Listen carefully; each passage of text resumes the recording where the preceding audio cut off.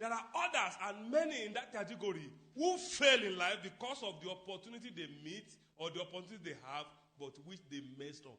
Ọ̀pọ̀lọpọ̀ ènìyàn ni ó ní ìjákulẹ̀ láyé nítorí àǹfààní tó jẹ́ pé wọ́n bá pàdé tàbí àǹfààní tí wọ́n ní tí wọ́n sì sì lò. Then people succeed in life. Àwọn ènìyàn wọ́n ní àṣeyọrí láyé.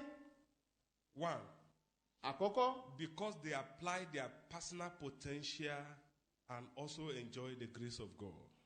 Àwọn ènìyàn wọ́n ní àṣeyọrí láyé nítorí wípé ní wọ́n ń lo ọgbọ́n tí Ọlọ́run fún wọn, wọ́n sì ń lo oore ọ̀fẹ́ Ọlọ́run, wọ́n fi sí ojú iṣẹ́. So Jacob is a good example of that. Jacob ó jẹ́ àpẹẹrẹ irú èyí. The innate potential in him. Ẹ̀bùn kéènìyàn kí ó mọ nǹkan ṣe dájú tí Ọlọ́run fún láti inú wá. You remember that right from when he was with his father, Ẹ má ṣe gbàgbé pé láti ìgbà tó ti wà ní ọ̀dọ̀ bàbá rẹ̀, he was always around the house taking care of the domestic animal. a máa wà ní àyíká ilé tí ó sì ń mójútó àwọn ohun ọ̀sìn tí wọ́n ń sìn nílé. So what he did successfully domestically, Ohun tó jẹ́ pé ó ní àṣeyọrí rẹ̀ tí ó yàn tó yanrantí lé lórí he nínú ilé. eventually excelled in it commercially in A a ó wá professional di pé dimension. nígbà tí ó wá di pé ó dèta, ó wá tayọ, ó gbajúgbajà níbẹ̀ nígbà tí ó di You see, ojú òwò ńlá. there is no law against starting small because it gives you the opportunity to grow and become big.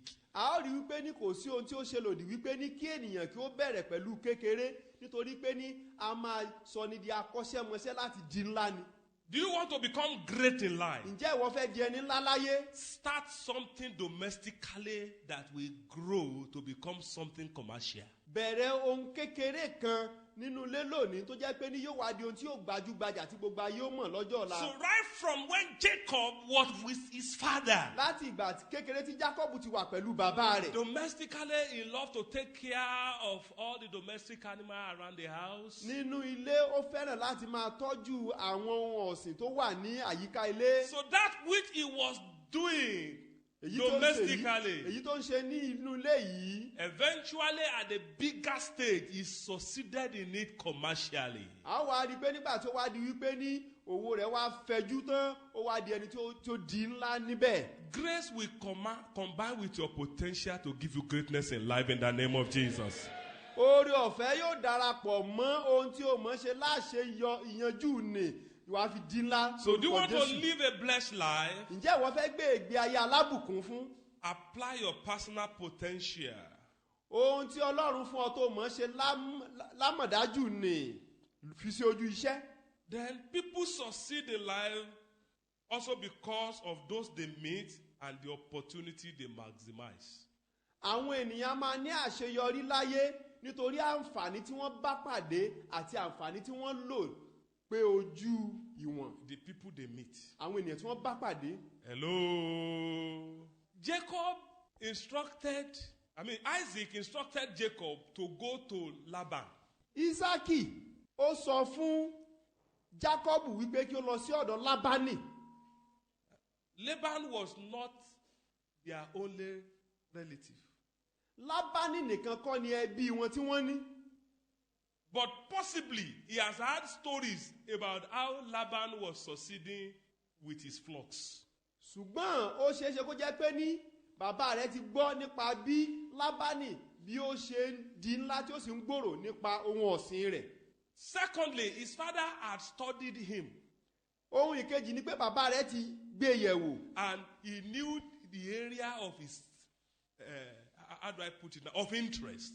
Ó sì ti rí wípé ní ibí yìí òun ni ohun tí ọmọ yìí fẹ́, ohun tí ó yàn láàyò láti máa ṣe. Now, his father did not call on Esau, we who love to always be in the field looking for animal to hunt, to go to Laban. A ó rí wípé ní bàbá wọn kò tiẹ̀ pé Ísáù pé tó jẹ́ pé ní òun ṣàfẹ́ràn kó mọ kiri inú igbó pápá kiri kó mọ pa ẹran ìgbẹ́ kiri ní tiẹ̀ ní. Because if Esau was sent to Laban, it will not be of any use. Maybe he will even be killing the animal and roasting them.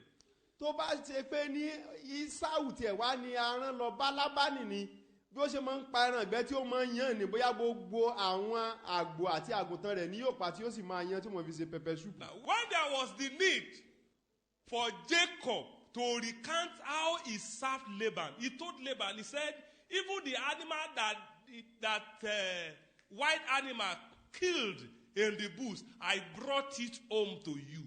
a ó rí i pé nígbà tí àkókò tiẹ̀ tó jẹ́ wípé ní Jákọ́bù tó ń ṣe ìṣirò ó sọ ọ́ débi wípé ní ó ní kódà àwọn ẹran tí mò ń dà tó jẹ́ pé ní àwọn ẹranko ńlá wọn pa nínú igbó mo sì gbé tọ̀ ọ́ wá láti ṣe ìṣirò rẹ̀.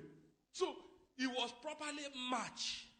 a ó rí wípé ní ó jẹ́ ẹni àmúyẹ fún ohun tí a ní kó lọ ṣe.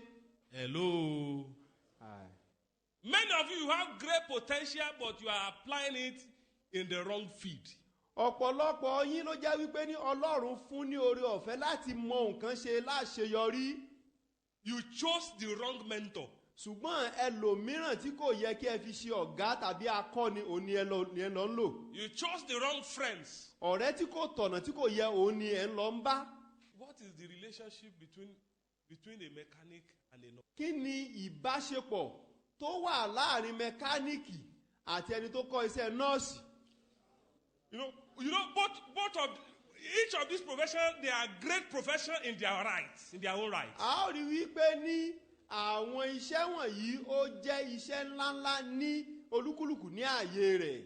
But a student nurse, anytime you are leaving the classroom or you are leaving the hospital where you are doing your internship, the place where you land is a mechanic workshop.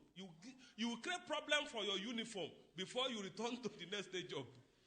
ìwọ tí o jẹ́ nọ́ọ̀sì tó sì wá jẹ́ pé ní bí o ṣe ń kúrò ní ibi tí o ti ń lọ lè ṣe iṣẹ́ rẹ tàbí tí o ti ń lọ ń gba ẹ̀kọ́ o sì wá ferí lé ọ̀dọ̀ mẹkáníìkì wá rí pé ojoojúmọ́ ni wàá máa ní ìyọnu pẹ̀lú aṣọ tí o ti ẹ̀wọ̀ sọ́rùn gan. So people succeed in life because of those they meet and the opportunity they maximize. àwọn ènìyàn máa ṣàṣeyọrí láyé nítorí àwọn ènìyàn tí wọ́n bá pàdé àti àwọn àǹfààní tí wọ́n rí tí wọ́n sì lò dáradára. Jacob met an angel on his way to Laban. Jákọ́bù ó bá áńgẹ́lì pàdé ní ọ̀nà rẹ̀ sí ọ̀dọ̀ Lábánì. And what did he get from the angel? kí ni ohun tí ó rí gbà ní ọ̀dọ̀ áńgẹ́lì nì? Bags of shekel. ṣé ó rí owó sékélì àpòlápò gbà lọ́wọ́ áńgẹ́lì bí? Hello. Further instruction. a ó rí wípé ní ìtọ́ni sí oní áńgẹ́lì fún. Hello. The same thing he got from the father. ohun kan tí ó rí gbà ní ọ̀dọ̀ bàbá. He got from the angel. òun náà ni ó rí gbà lọ́dọ̀ áńgẹ́lì. But he maximized those instructions. ṣùgbọ́n àwọn ọ̀rọ̀ ìtọ́ni tí ó rí wọn ni ó lò wọ́n dáradára. But in the case of the prodigal son, ṣùgbọ́n nípa títí ọmọ onínàkúnà, he left with resources ó jáde pẹ̀lú ọ̀pọ̀lọpọ̀ ọrọ̀ without the blessing of his father. láì sí ìbùkún bàbá rẹ̀ níbẹ̀. Jacob left with nothing, Jacob jáde láì ní ohunkóhun. but obtained the spiritual blessing of his father. ṣùgbọ́n ó gba ìbùkún títí bàbá rẹ̀. His father was in the full knowledge of where he was going. Bàbá rẹ̀ ní ẹ̀kúnrẹ́rẹ́ ìmọ̀ nípa ibi tí ó ń lọ. So if you want to live a blessed life, tí o bá fẹ́ gbé ìgbé ayé alábùkún fún, never miss your parents' blessing. má ṣe kùnà láti gba ìbùkún àwọn òbí rẹ o. Esau missed it, a ó rí i pé Ísáù ó kùnà rẹ̀. and life was hard for him. a ó rí i pé ní ayé nira fún láti gbé. Though not by his personal fault. kì í ṣe nípa ẹ̀bi ara rẹ o. If you read Genesis 27 before we got to 28 where we read, tí a bá kà nínú ìwé Genesis orí kẹtàdínlọ́gbọ̀n precisely verses 30 through 40. láti ẹsẹ̀ ọgbọ̀n sí ẹsẹ̀ ogójì. So eventually in life, a ó wá rí i pé nínú ìrìn àjò ayé, what Jacob got by blessing, ohun tí Jacob rí gbà nípa ìbùkún, Esau had to get it by struggle. a ó rí i pé ní Ísáù nípa ìlàkàkà àti ìdààmú òun ni ó fi rí So gbà. when you begin to struggle in life, nígbà tí o bá ti ń làkàkà láyé, check it out. lọ lè yẹ̀ ẹ́ wò dáadáa. Have you not missed the blessing of your parents? ṣé o ti kùnà ìbùkún àwọn òbí rẹ? Number 2, ohun ìkejì, never miss your pastor's blessing. má ṣe kùnà ìbùkún olùṣọ́ àgùntàn rẹ. When Jacob started, nígbà tí Jákọ́bù tí ó bẹ̀rẹ̀, his biological father blessed him. bàbá rẹ̀ tí ó bí nínú ó bùkún fún un. When he got into the middle of the journey, nígbà tí ó dé agbede méjì ìrìn àjò náà, angel took over. áńgẹ́lì náà ó tún tẹ̀síwájú pẹ̀lú rẹ̀. Spiritual blessing. ìbùkún nípa títí ẹ̀mí. So never miss your pastor's blessing. Má ṣe kùnà ìbùkún olùṣọ́ àgùntàn rẹ. Even if you have been cursed by your parents, Kódà bí àwọn òbí rẹ bá ti ṣépèlé ọ. when you get into the hand of the right pastor, Nígbà tí o bá wà ní ọwọ́ olùṣọ́ àgùntàn tí ó tọ̀nà, there is a way to go about it.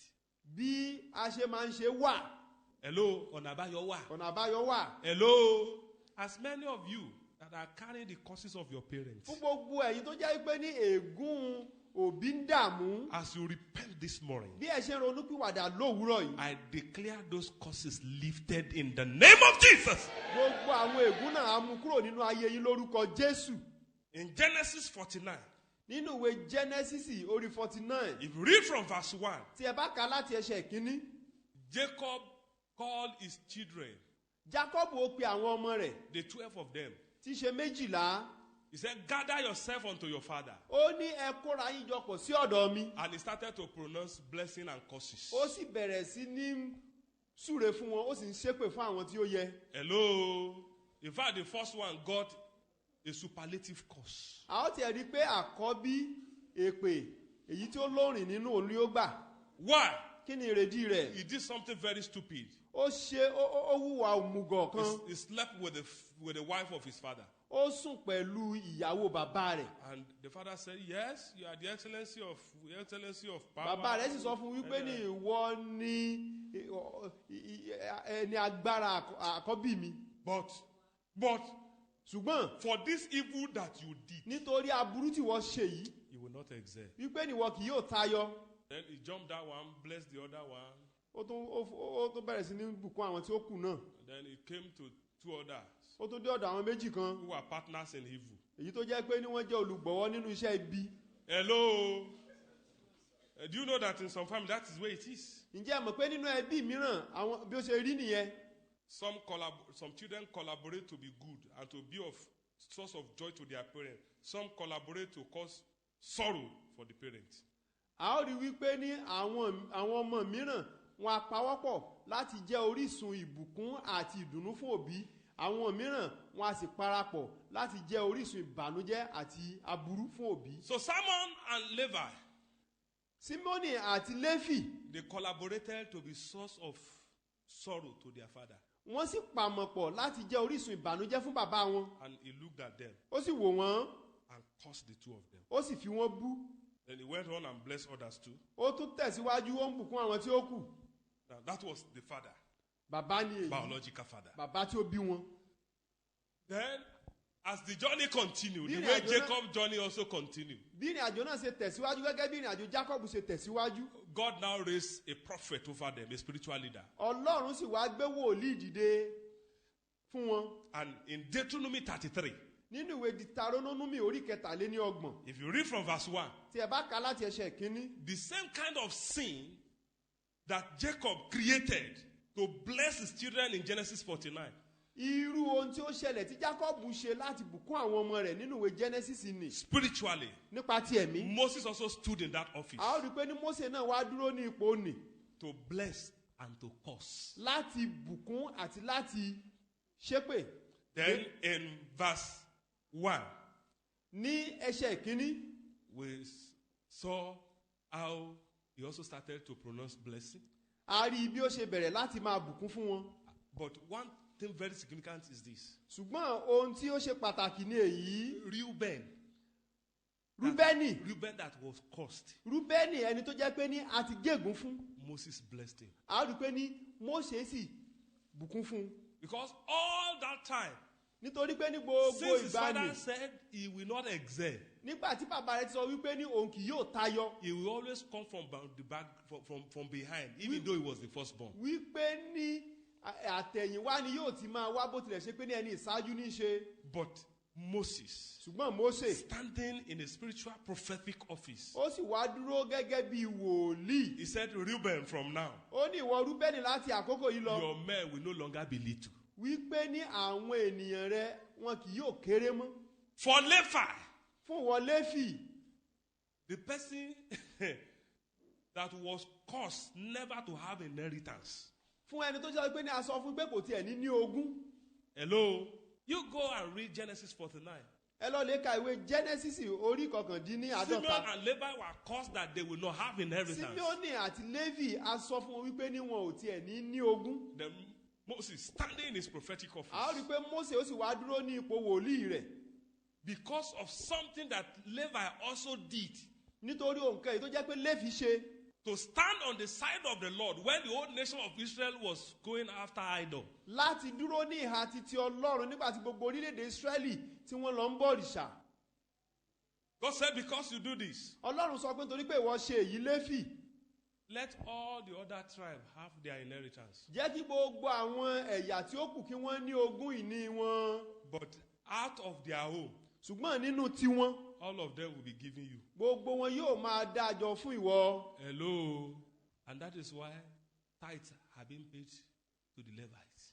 Ìdí ni tó jẹ́ pé ní a ṣe ń san ìdámẹ́wàá fún àwọn ọmọ Léfì. That's why in all the lands that the different tribes have, Ìdí ni tó jẹ́ pé ní nínú gbogbo ilẹ̀ tí àwọn ẹ̀yà tí ó kù tí wọ́n ní. they will carve out a portion A ó rí i pé wọ́n á sì yọ ìpín kan. and they give it to the Levites. Wọ́n á sì fi fún àwọn ọmọ Léfì. Why? Kí ni ìrèdí rẹ̀? They encounter the prophetic blessing of a spiritual leader. A ó rí i pé ní ìbápàdé pẹ̀lú ọ̀rọ̀ àsọtẹ́lẹ̀ titi wòlíì. So, if you want to live a blessed life, Tí o bá fẹ́ gbègbè ayé alábùkún fún, don't miss your parent blessing. má ṣe kùnà láti gba ìbùkún òbí rẹ. Never miss your pastor's blessing. Má ṣe kùnà láti gba ìbùkún olùṣọ́ àgùntàn. Honor your pastor's prayer. Bọ̀wọ̀ fún àdúrà olùṣọ́ àgùntàn rẹ. Don't despise your parent's blessing. Má ṣe fojú kéré ìbùkún òbí rẹ. They will work together for your greatness. Wọ́n á ṣiṣẹ́ papọ̀ fún ìṣelógo ayé rẹ. Honor your pastor's prayer. Bọ̀wọ̀ fún àdúrà olùṣọ́ àgùntàn rẹ. Don't despise your parents' blessing. Má ṣe fojú kéré ìbùkún òbí rẹ. They will work together for your greatness. Wọ́n ó ṣiṣẹ́ papọ̀ fún ìṣelógo ayé rẹ. If you are a parent in the house, Tí ìwọ bá jẹ́ òbí nínú ìjọ, you will deny your children a blessed life if you don't understand the place of your blessing in their life. wàá jẹ́ kí àwọn ọmọ rẹ kí wọ́n pàdánù ìbùkún rẹ nínú ayé wọn tí ìwọ kò bá ní òye. Many parents don't see themselves as a spiritual figure in the life of their children. Ọ̀pọ̀lọpọ̀ òbí wọn ò ríra wọn gẹ́gẹ́ bí ẹni ti ẹ̀mí tí àwọn ọmọ wọn wo àwòkọ́ṣe nínú ayé àwọn ọmọ wọn. Hello, church. As a parent, Gẹ́gẹ́ bí òbí, you are a spiritual figure in the life of your children. You need to know that responsibility. The spirituality of your children starts from you, not from the pastor. ẹ̀yin òbí ẹ jẹ́ ẹni ẹ̀mí fún àwọn ọmọ yín. Jíjẹ́ ẹni ẹ̀mí àwọn ọmọ yín, ọwọ́ ẹ̀yin òbí ni ó ti bẹ̀rẹ̀. Hello. Ikú ò ní pa ọmọ mọ́ ọ lọ́wọ́. Your children will not die. Amen. Àṣà ayé ò ní gbé ọmọ mọ́ ọ lọ́wọ́. Amen. You don't have any single spiritual input into the life of your children except that of your pastor or prophet. You are a useless parent. Wípé ní o tiẹ̀ ní ohunkóhun bí ó ti kì ó kéré mọ nípa titi ẹ̀mí, èyí tí o ń fi ń kọ́ ọmọ nípa titi ẹ̀mí. No O kì í ṣe prayer olùṣọ́ input. àgùntàn, o kì í ṣe òbí No tó dára. scripture input into the life of your children. As a parent, you are a useless one. Kò sí bí ọ̀rọ̀ Ọlọ́run ò kọ́ wọn, ohun titi ẹ̀mí ò jẹ́ kí wọ́n mọ̀, o kì í ṣe òbí tí ó dára. So you are the number one spiritual figure in the life of your children. If you don't understand that place and give them your spiritual blessing, you will deny them a blessed life. Tí ìwọ ní ẹni àkọ́kọ́ tí o gbúdọ̀ kọ́ wọn nípa ohun titi ẹ̀mí, tí o bá wá ní ìmòye nípa ohun titi ẹ̀mí, ìwọ ní ẹni àkọ́kọ́ láti jẹ́ kí wọ́n jẹ́ alábùkún fún. Tí o kò bá wá mọ nǹkan wọ̀nyí, o ti fi ìbùkún wọn, o ti fi dùn wọ́n nù. You see, young parents in the house, Ẹ̀yin ọ̀jọ̀ wẹ́wẹ́ òbí, young parents in the church, ẹ̀yin ọ̀jẹ̀ wẹ́wẹ́ òbí, part of the debt you owe your parents cannot be paid to your parents. Hello. ọ̀kan lára àwọn gbèsè tí ẹ jẹ òbí, ẹ ò lè san fún òbí o. What is the debt you owe your parents? Kí ni gbèsè tí ẹ jẹ òbí? They prayed for you. Wọ́n gbàdúrà fún yín. If you can cast your mind back, Tí o bá lè ronú sẹ́yìn, you will discover that you just wake up to discover that your mother have always been praying for you. You cannot say this is the exact time it started. wàá rí wípé nínú ìrìn àjò ayé ọkàn òye rẹ̀ kàn yí ọlọ́jọ́ kan ni wípé ní o sáà rí pé ní ìyá rẹ̀ máa ń gbàdúrà fún ọ ò lè sọ pé ìgbà báyìí ní pàtó ló ti bẹ̀rẹ̀ sí ní Those of you who gbàdúrà have a fún ọ. praying father, Fún ẹ̀yin tí ẹ ní bàbá tó ń gbàdúrà, you just got to discover that you have a father praying for you. ẹ kàn déédéé rí wípé ní bàbá yín gbàdúrà fún yín ni. It's a debt. Gbèsè ni. And the kind of prayer they were praying for you, Irú àdúrà tí wọ́n sì ń gbà fún yín, they don't need it. wọn ò nílò rẹ̀. They have passed the age that anybody should be praying those kind of prayer for Wọ́n them. ti kọjá ọjọ́ orí tí ènìyàn lè máa gba àwọn àdúrà wọn nì fún wọn. But how do you pay back that debt? Báwo ni o wá ṣe lè san gbèsè yìí tí wọ́n ti jẹ wọ́n nì? You start to also pray for your own Ìwọ children. náà gbọ́dọ̀ bẹ̀rẹ̀ láti máa gbàdúrà fún àwọn ọmọ rẹ. But there are many fathers today. Ọ̀pọ̀lọpọ̀ bàbá ló wà lónìí. Do you know the way they treat their wife? Ǹjẹ́ ẹ mọ bí wọ́n ṣe ń báyàwó wọn lò pọ̀ bí? They treat their wife as prayer contractor. Wọ́n á mú ìyàwó wọn gẹ́gẹ́ bí agbaṣẹ́ ṣe àdúrà.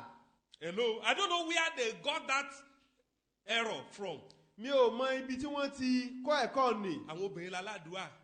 It is the women that are prayer machine. Ọkùnrin ló níra nù. The men are the one that can do So anyhow. it's correct for the men to misbehave. It's correct for the men to live anyhow. It's correct for the men to eat 3 square meals and not fast. But the women must be fasting for them. Òye tí wọ́n ní wípé ní ohun tí ó tọ̀nà ní fọ́kùnrin láti jẹun ẹ̀mẹ́ta lójúmọ́, láti rìn bí ó ṣe wù ú, láti hùwà bó ṣe wù ú. Àwọn obìnrin aládùúrà àwọn ni aláwẹ̀. No, that is not in my Bible. Eléyìí kò sí nínú Bíbélì mi. So whoever have that mentality here, Ẹnikẹ́ni tó bá jẹ́ pé ní irú òye yìí ló ń gbé kiri. you see all the bushes around there, they are dustbin. Go and throw them there. Ẹ ti rí àwọn igbó tó rọ̀gbà yí wa káwọn yìí ibi ìdọ̀tí ni lọ́lẹ̀ ju gbogbo orú èrò síbẹ̀. Am I talking to somebody? Ṣé ohun tí mo ń sọ yí ẹnìkan?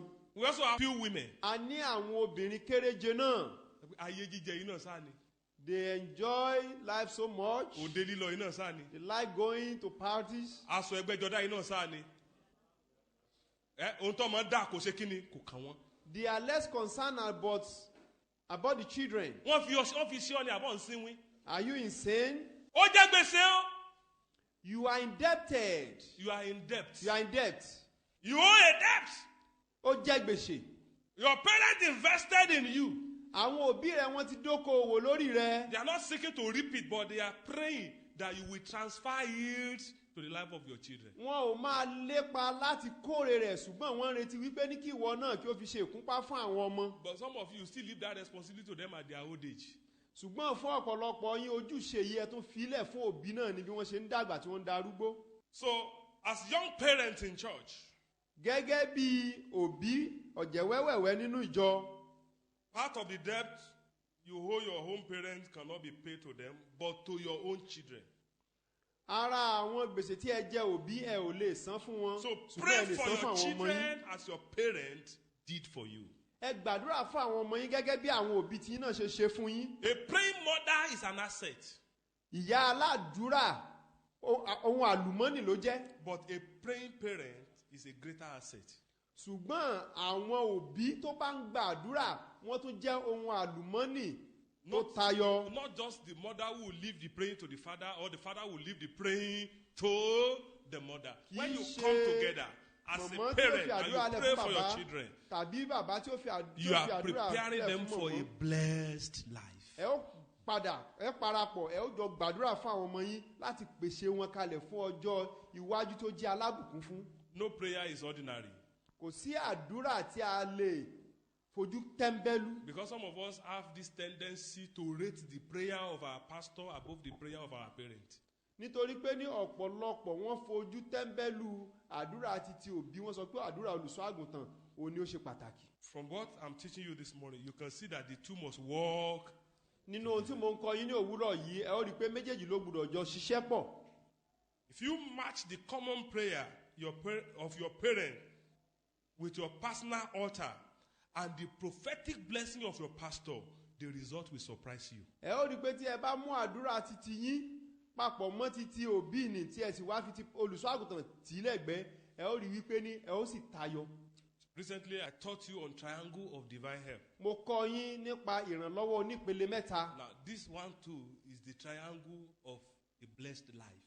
A ó wá rí i pé ní eléyìí tí a ń sọ yìí náà ó jẹ́ ìbùkún onípele mẹ́ta. You yourself, you are not lazy Ìwọ pàápàá o kì í ṣe ọ̀lẹ in prayer, nínú àdúrà, in putting your potential to use, nínú ohun tí o mọ̀ ṣe lámọ̀dájú In ni pursuing láti your ṣe ojúṣe, nínú ìlépa ìran rẹ. then you have a praying parent. O sì wá ní òbí tó ń gbàdúrà. And you have a pastor who serves as a prophetic coverage over your life. O sì wá ní olùṣọ́ àgùntàn tó jẹ́ gẹ́gẹ́ bí wòlíì tó ń ṣùgbọ́n ayé rẹ. You will discover that your life will be great for it. Wàá rí i pé ayé rẹ yóò sì wá jẹ́ èyí tí ó nítumọ̀. Shall we rise on our Ẹ jẹ́ feet? kí á dìde dúró lórí ẹsẹ̀ wa. You are going to talk to the Lord.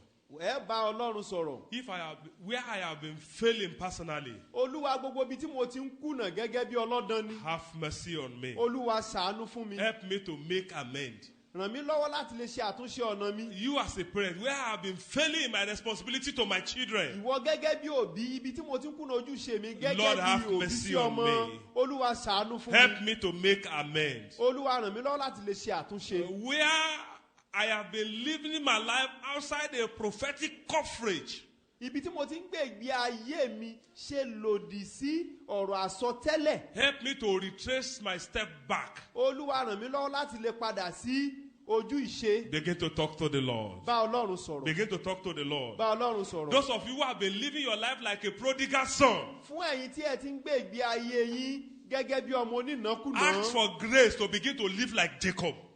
Béèrè fún oore ọ̀fẹ́ láti máa gbé ìgbé ayé rẹ bíi ti Jákọ́bù. Ask for grace to begin to live like Jacob. Béèrè fún oore ọ̀fẹ́ láti máa gbé ìgbé ayé rẹ gẹ́gẹ́ bíi ti Jákọ́bù. I will no longer live like the prodigal son. Mi ò ní gbé ìgbé ayé mi gẹ́gẹ́ bí ọmọ onínàkúnà Lord, mọ́. help me to bow so that I can grow and glow. Olúwa ràn mí lọ́wọ́ láti lè tẹríba kí èmi kí ó lè hù kí n dàgbà kí n sì ṣe rere. Help me, Lord. Ràn mí lọ́wọ́ Olúwa. Help me, Lord. Receive grace from the Lord. Ràn mí lọ́wọ́ Olúwa, gba oore ọ̀fẹ́ láti ọ̀dọ̀ Receive grace from Ọlọ́run. the Lord. Gba oore ọ̀fẹ́ láti ọ̀dọ̀ Ọlọ́run. Thank you, Daddy, for answer prayer. O ṣé bàbá nítorí pé ò ń gbọ́ àdúrà. To you be all glory and praise. Ògo ni fún orúkọ mímọ́ rẹ àti ìyìn. In Jesus' mighty name we pray. Lórúkọ Jésù alágbára ni a I pray gbàdúrà. for you in the name of Mo Jesus. gbàdúrà fún yín lórúkọ ti Jésù. You will not end up as a wasted destiny. Àyànmọ́ yín ẹ ò ní fi ṣòfò. I say you will not end up as a wasted destiny. Mo ní ẹ ò ní fi àyànmọ́ yín ṣòfò. As many of you that have disconnected yourself from your source of blessing, Fún gbogbo ẹ̀yin tí ẹ ti jára yín kúrò níbi orísun ìbùkún yín. I ask that you will trace your step back to God Mo gbàdúrà wípé ní ẹ ó ní ìdápadà sí ọ̀dọ̀ Ọlọ́run in the yín name of Jesus. lórúkọ ti Jésù. Our God is a God of restoration. Ọlọ́run wá jẹ́ Ọlọ́run ìdápadà The bọ̀ sípò. opportunities you have missed, Àwọn àǹfààní èyí tí ẹ ti sọnù may it be restored to you. kí Ọlọ́run yóò dá padà fún It is yín. well with you. Yóò dára fún In yín. Jesus' name we pray. Lórúkọ Jésù ni a gbàdúrà. Oasis of Wisdom Bible Church, the church of a distinguished generation.